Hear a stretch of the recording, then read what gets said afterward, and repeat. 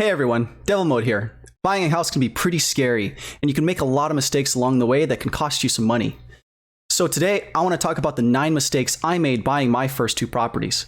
But first, don't forget to gently caress that like button until it turns blue. It's going to love you back. So let's get started. Mistake number 1, failing to understand my market. When I was first interested in buying a house, I didn't do a lot of research into my market. I didn't understand what the average values of homes were, where the popular areas to buy were, and I didn't get a realtor that really helped me out with that. The first step to understanding your market is to go seek out good realtors. Understand that realtors are working for you and not the other way around. So if you're not really impressed with your realtor, go shop for one, just like you're going to shop for a mortgage. And once you find a good realtor, they can help you tremendously to find a good deal for you. Another thing I learned recently was this Redfin data center, and it's really cool because it can track data over time for your market. Something like median sale price is tracked on that site. And it can be very helpful to understand the trend of your area.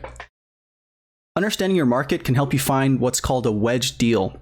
So a wedge is essentially the difference between your average market price minus the home sale value. And what's remaining is your wedge, right? So if you're able to buy a house that's, say, $250,000, but the market prices it at $280,000, you've got a $30,000 wedge. It's very simplified, but hopefully that's very simplified, but hopefully that helps you understand what a wedge is and the value of the wedge.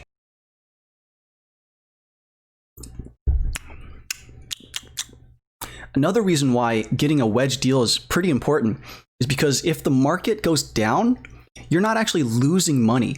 All it's doing is eating into the wedge, but you still don't lose that money. And I'd say the biggest mistake I made here was not understanding my market, which didn't help me find a good wedge deal, and in the end, cost me profit and probably cost me some money. Mistake number 2, lacking leverage over my seller. So what do I mean by leverage?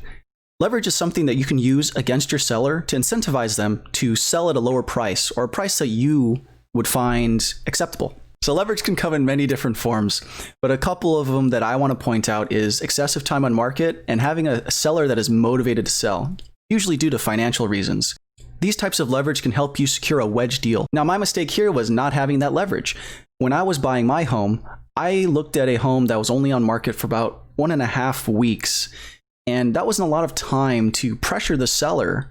I do need to read these slides before I go through them. Jesus. So my mistake here was not having leverage over my seller. When I went to buy that house, the house was only listed for about 1.5 weeks. That wasn't really a lot of time to pressure the seller into lowering their price all that much. Now, the reason why time on market can pressure a seller is because when you first open a new listing, it attracts a lot of attention. It's something new. It's it's like that new model year of a car. Everyone wants to see it. It's cool. It's great. But once that hype dies on the house and no one's really interested in buying it, it becomes excessively difficult to find new buyers, right? Because those people that saw it before probably don't care to see it again. So as time goes on, the seller is starting to feel that pressure. Oh, I need to sell, but no one's coming back. And there aren't a lot of new eyes on the house. That's what I'm gonna say. So over time, the seller starts to feel that pressure. There's less traffic come to their house, and most likely people that look at the house that has a long time on market is thinking, what's wrong with it? Why is no one buying it? Now, I don't mean that you can't find a good deal that's been on the market for a short time, but I think the mistake I made here was going after houses that I couldn't find a leverage over. Mistake number 3, location. All right. So I'm going to split this up into 2 different types of mistakes. The first one being monetary and the second one being personal. So I'll start with the monetary mistake first. Now, I live in Orlando, and there's a lot of industry here I can tap into, like Universal, Disney, and Lockheed Martin. Those companies have a lot of employees that I could probably rent out to. But the mistake I made here was choosing a place that was very far away from it. I chose to live in St. Cloud, which is like 35 or 40 minutes at minimum away from these businesses. And it became very apparent how difficult it was to rent out to these people or these employees from these businesses. No one wants to live that far away if you're renting. Realistically, if you want to live that far, you're probably buying a house, right? For the personal mistake, I really didn't like the area. It was a little too rural for me. And the commute to where I work is a little far. It's about 35 to 45 minutes. And with traffic, it could be worse. And I really hated that. It really affected my personal life and my personal happiness. Mistake number 4. Mistake number 4, blowing all my money in the down payment. Now, this was a dumb mistake, mainly because if you're trying to put all your money into the down payment, it's usually to reach 20% equity. So why is putting 20% down on a property important? Well, at that point, your mortgage lender usually drops off what's called PMI, or private mortgage insurance. And this is an additional charge that they put on you because you're risque. The more money you can put on a house, the less risky you are to a lender. And usually that breaking point or changeover point is at 20% down. Now, in my case, I couldn't even reach 20%. I reached about 10%. And this didn't really give me any benefit. I wasn't able to get rid of the PMI. And now I had no money. I had no money for emergencies. I had no money for investments outside of real estate. And it felt like I was living paycheck to paycheck. It was not a fun time. And it was a pretty dumb decision. Realistically, if you can't reach 20%, then it's all right to just stick with 3 to 5% down. Another thing that people might not realize is that buying a home comes with a lot of upfront costs outside of closing costs. And these things include repairs and maintenance, things like your plumbing, your electrical, your mechanical systems, even your exterior, your lawn care. All that can cost you a lot of money. And if you're not careful, you'll start finding out that you might not be able to afford these things. Now, when would it make sense to put all your money in the down? Well, the first scenario I can think of is you need that to even get into the housing market. Now, investing in real estate is a very good idea, and it helps you build your net worth and put your money in an asset that's going to appreciate over time, hopefully. So if putting all your money in the down payment is essential to get you into the housing market, then I could see where that might make sense. Mistake number 5, not taking advantage of first-time buyer programs. So when I was buying my first home, I didn't know about first-time homebuyer programs, and it's something I should have looked into. Some of the benefits might include low to no down payment loans, closing costs assistance, and down payment assistance. Now, these benefits can vary from state to state, so make sure you know what those benefits are, and you can check them out at www.hud.gov. That link will be down below in the description as well. I'll also mention some of the qualifications. Obviously, being a first-time homebuyer qualifies you for these types of programs. Additionally, if you haven't owned your primary residence for the past 3 years, that might also qualify you for this program. And understand that income limits apply, as well as potentially home purchase price limits may apply. Mistake number 6, not leveraging my property. When I say leveraging my property, I mean using my property to make me money. If you're living in your home as your primary residence, you can rent out portions of your house. You could rent out, let's say, spare bedrooms and spare bathrooms.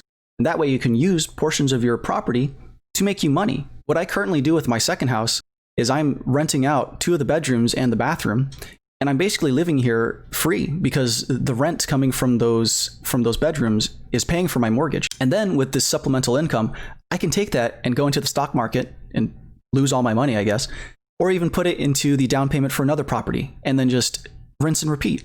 Mistake number 7. I just hit the mic.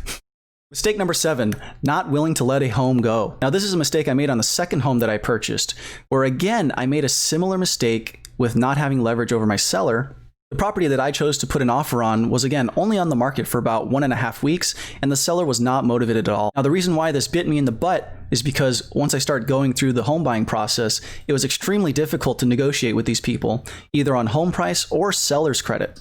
During my inspections, I found a couple of things wrong, but the only thing I could really nab them on was the Federal Pacific electrical panel, which is a hazard. And in the end, I only got $2,000 worth of seller's credit from them, and I bought the house at nearly 100% of the list value. And for the cherry on top, after I closed, I started seeing houses pop up on the market that I would have probably bought. Now, the main thing you need to learn here is when to walk away from a deal that isn't beneficial for you. Why would you spend more money on something when you can just go somewhere else and buy a better deal? Mistake number 8, overvaluing square footage. Again, this is a mistake I made on my second home where I really overvalued the square footage of the home that I was purchasing. The home that I got was over 2,000 square feet. However, how much square footage do you actually need to live? When I did some quick Google searching, I found that really the average square footage of a kitchen was maybe 150 square feet. Average bedrooms are 200 square feet. Average living rooms are 350 square feet. The bathrooms are maybe 40 square feet. Dining rooms, 200 square feet. And, maybe the hallways are 200 square feet as well. And if you total that up for a 3-bedroom, 2-bathroom house, it's only about 1,600 square feet. 1,600 square feet is really all you need to live in a home and feel okay. Now, the reason why I'm calling my home a mistake in terms of square footage is that 400 square feet of my house was a Florida room or sunroom. And now this room is typically unconditioned. And so it wouldn't count towards your overall total heated square footage. However, they had put a wall-mounted AC unit in there, and so it counted as heated square footage. The way I think of this is that the square footage was spoofed. It's really something that you might not use all year, primarily because that wall AC unit sucks. It's loud, it's not as efficient, and it just blows. After living in this home for a little while, I kind of understood that I don't use that Florida room that often. And maybe when it gets to winter, I'll start using it more, but as of now, the summer's been so hot that I can't use that room. And to solve the problem of it being too hot, I could upgrade the wall AC unit or even put in a mini split, but both of those cost me a lot of money. So in the end, the square footage that I was buying actually didn't provide me as much value as I thought. Mistake number 9, overspending on appliances. So the second home that I bought didn't come with a refrigerator, washer, or dryer. So I had to buy these things. And so what did I do? I ended up spending about $5,000 on just those 3 appliances, about $2,500 for the washer and dryer and $2,500 for the fridge.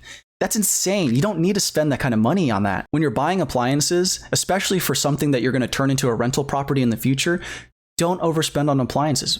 Buy something that looks okay and works. And you could probably spend maybe $1,000 or $1,500 for the fridge and probably the same amount for the washer and dryer.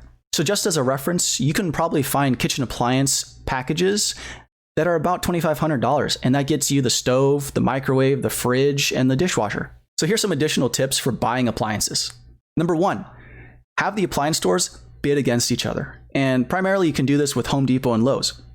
So you can go to, let's say, Lowe's first and ask them about an appliance that's sold at both stores and say, okay, how much can I get for this appliance here at Lowe's? So then you take that quote and you run over to Home Depot and you say, hey, can you beat this? And let's say they do. Like, oh, great. Well, you take that and you run back to Lowe's and see if they can beat that. And if they can, then now you've got your answer. But if they can beat it, then maybe you just buy it at a severe discount there. That'd be awesome. Now, another thing to consider is buying some showroom or floor models.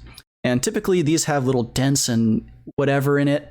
But realistically, if the appliance works, why does a small dent really matter if you're getting like a 20 or 25% discount on the appliance? And again, if that's going to be for a rental, I mean, your tenants are probably going to put a dent in it anyway. So does it really matter in the end? So there you have it. Those are my 9 mistakes I made buying my first 2 homes. I'm really hoping you don't make those same mistakes and that you can learn from this content to help you save some money or even make some money buying your first homes.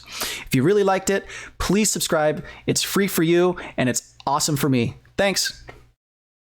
So this is a mistake. I made with, my God. Are you having fun? Okay, that's good. I'll just have a highlight reel of all the shit that I say.